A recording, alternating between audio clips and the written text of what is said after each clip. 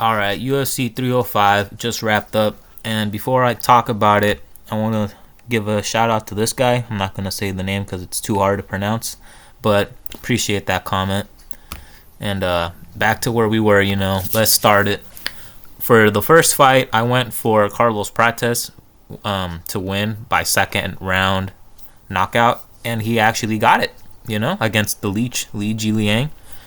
And yeah, I mean he did it with the hands. I thought he was gonna do it with his kicks, but Li Jiliang had nothing, and he tried. He was swinging, but he was swinging to the air. Carlos Prates was being nasty all night long, and put him out cold beautifully. Prates, he's promising. I want to see how good he is when someone tries to take him down, though, because welterweight, you got to look at people like Shavkat Ratmanov, and obviously if you have the champ right now, Bilal. He's obviously not ready for that kind of fighting yet, but we'll see. I want to see if he's good enough to withstand or to compete with the wrestling and jiu-jitsu with those guys. But I'm very high on Carlos Prates. I like him a lot and very entertaining. That's all I have to say. Well, he won performance of the night. Come on.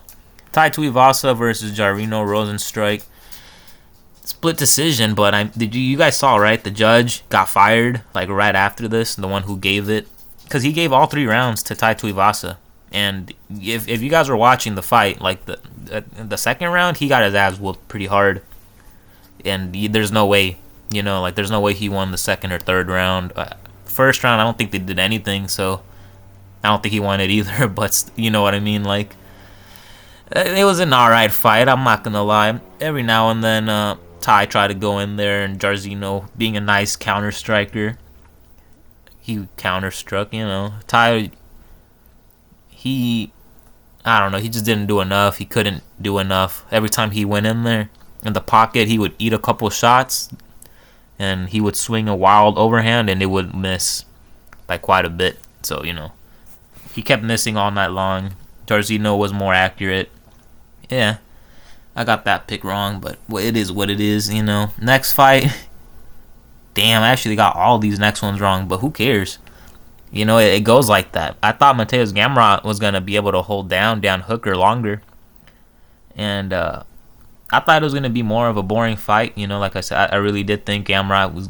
I mean, I know Gamrot can't hold you down, but I thought he was just going to be more aggressive with his takedowns, which he was, but they were less effective than I thought they were going to be, because Dan Hooker was able to stuff a lot of them, and if he got taken down, get right back up and not really let anything happen, and the striking, it was good in the first round. Gamrot dropped Hooker.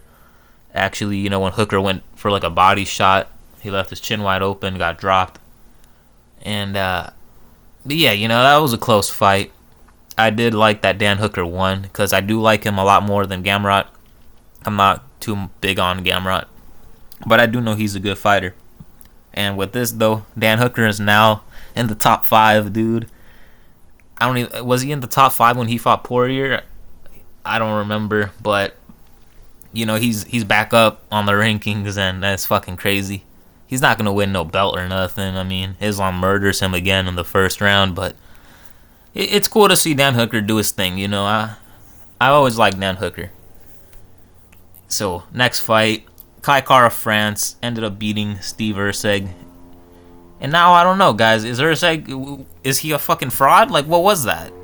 He's not a fraud. It's just Kai Kara France. He sprung in there. The reason I'm saying is did he get exposed a little? Because a couple times I noticed right away, every time Steve Erceg backed up when Kai Kara France was doing his little combos, when he dropped them, for example, the first time, because the second one, after he put him down the second time, the fight got stopped. But in that first one, Steve Erceg, he was backing up. He put both his hands forward, the stupid boxers that you see, how Ryan Garcia likes to get dropped. They like to put their hands out in front of their face and back up. And that's just the most terrible thing you can do. You're leaving your chin up in the air. Exactly what happened. He ate a 2 from Kai Kara France, southpaw, and fucking nearly knocked them out with that. you know, and then he blitzed on him, ground and pounded. Usyk tried to get back up, ate this time a right hand that set him down again, and Kyle Carter France was gonna jump on him again, and the ref stops it. So yeah, the first knockdown was very clean. Like I said, Usyk, like, he kept his hands away from his head for some reason. Like, I don't know why people don't just back up with at least one hand tucked near their face. You know, that's a big flaw. That's what I'm saying. Like, now I don't know, guys. Usyk, chinny, Kaikara France. I don't know if he's ever put anybody down like that with punches. I mean, Moreno was eating his shots all night.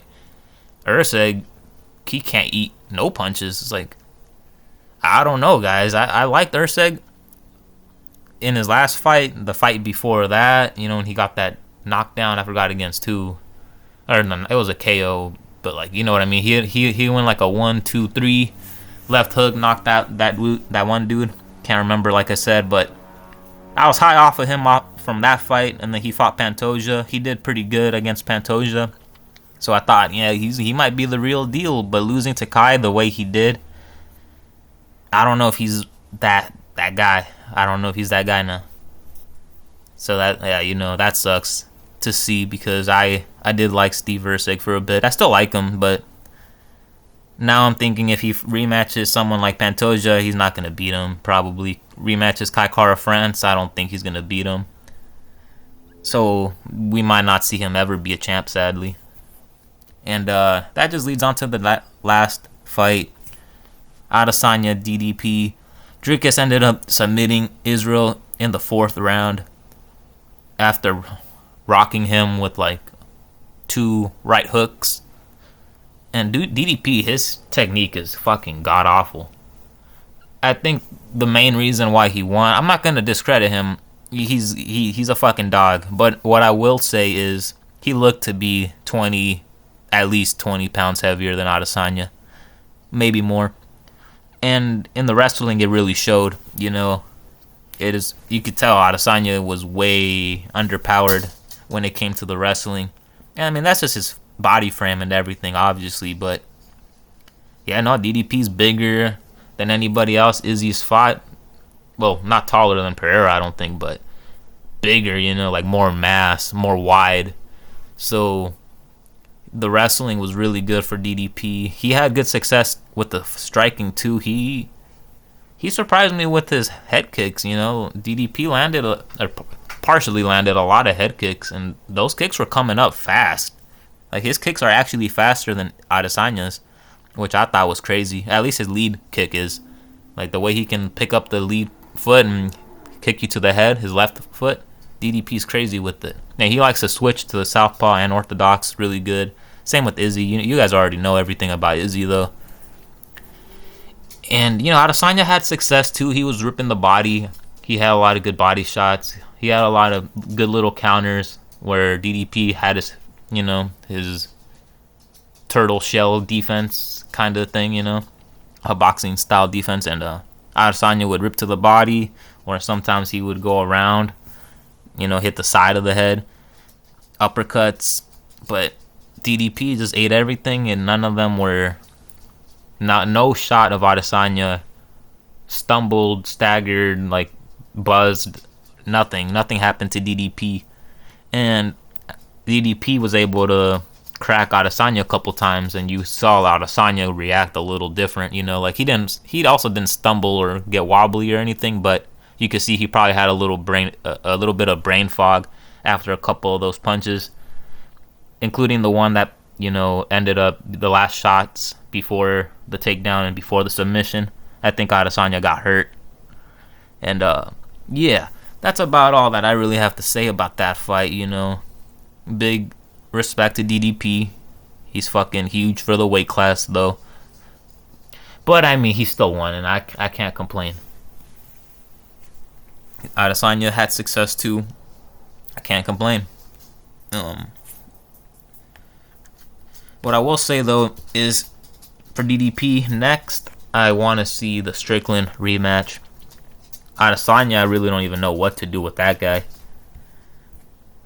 What really should happen is, like, the winner of Robert Whittaker and Hamzat. It should probably fight DDP, but I don't want Hamzat to fight for the belt if he wins that, because like he's so inactive. I feel like he doesn't really deserve it. And then I also feel like Robert Whittaker might just get smoked again if he rematches DDP. So yeah, that's what I'm saying. I want to see Strickland next. And yeah, let me know what you guys want to see. I don't know who Adesanya should fight next though. Like maybe the loser of that fight of Whittaker and Hamzat. Maybe. I don't know. What do you guys think? I'm out.